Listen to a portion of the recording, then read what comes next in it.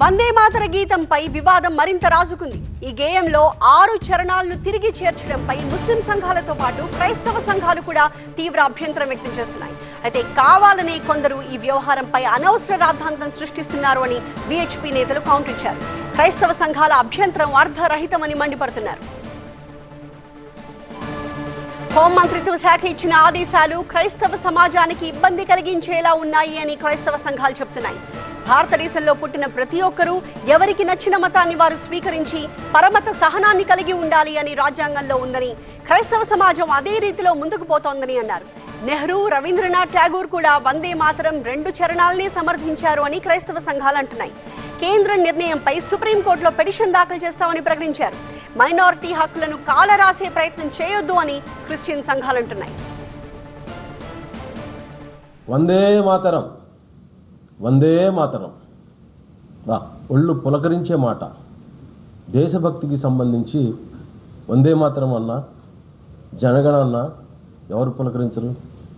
కాకపోతే ఆ వందే మాతరాన్ని అడ్డుపెట్టుకుని సెక్యులరిజాన్ని పాడు చేసేటటువంటి కొందరు చేస్తున్నటువంటి దుర్మార్గపు చర్యలు చాలా అభ్యంతరకరంగా ఉన్నాయి. కొంతమందికి కొన్ని విశ్వాసాలు ఉంటాయి. ఆ విశ్వాసాలను దెబ్బతీసే విధంగా భారతదేశం గర్వించేటటువంటి ఆ అద్భుతమైనటువంటి పేట్రియాటిక్ సాంగ్స్ మీద కూడా ఒక వివాదాన్ని రేకెత్తిస్తూ ప్రజల్లో గందరగోళ పరిచేటటువంటి పరిస్థితులు చాలా దారుణం. వందే మాతర గీతంలో ఏ మతాన్ని కించపరచలేదు అన్నారు స్వదేశీ జాగరణ్ మంచ్ నేత భగవాన్. సుప్రీంకోర్టుకి వెళ్లినా న్యాయమే గెలుస్తుంది అన్నారు. కొంతమంది క్రైస్తవ సంఘాల నేతలే వందే మాతర గీతాన్ని వ్యతిరేకిస్తున్నారు అని విమర్శించారు. నేను ఇప్పటి వరకు చాలామంది క్రిస్టియన్ సోదరులను కూడా అడుగున్నాను.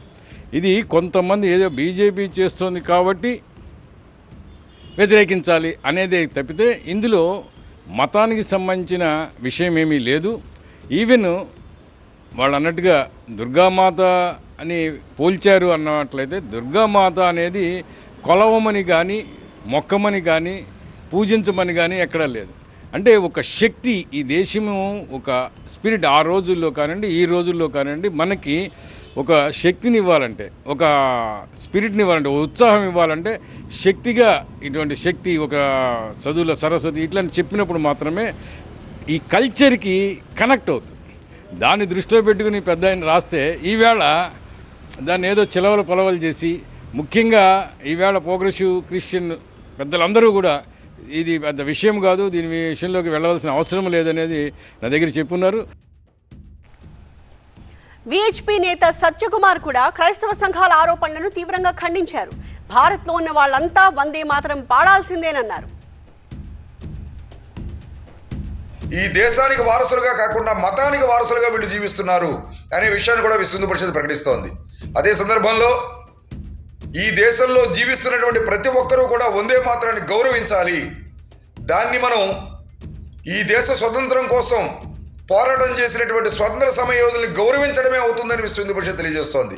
దేశం యావత్తూ కూడా 150 సంవత్సరాల వందే మాతర ఉత్సవాన్ని జరుపుకుంటూ ఉంటే మేము వందే మాతరం పాడమని వీళ్ళు ప్రకటన చేయడం అని చెప్పంటే ఈ దేశం కోసం అహరహం శ్రమించి బలిదానాలు చేసిన మహనీయుల స్వతంత్ర వీరుల్ని అవమానం చేయడమే అవుతుంది. ఇది వీళ్ళకి కొత్త కాదు. మేము ఈ దేశానికి కటిబద్ధులం కాదు, మా మతానికి మాత్రమే కటిబద్ధులమని ఈ 2 మతాలు అనేక సందర్భాల్లో తెలియజేస్తూనే ఉన్నాయి. ఒక ముస్లిం ఫాస్టర్ చెబుతాడు, జాతీయ పతాకం ఒక గొడ్డ మొక్క మాత్రమే, నేను దానికి నమస్కారం చేయను, శాల్యూట్ చేయనని.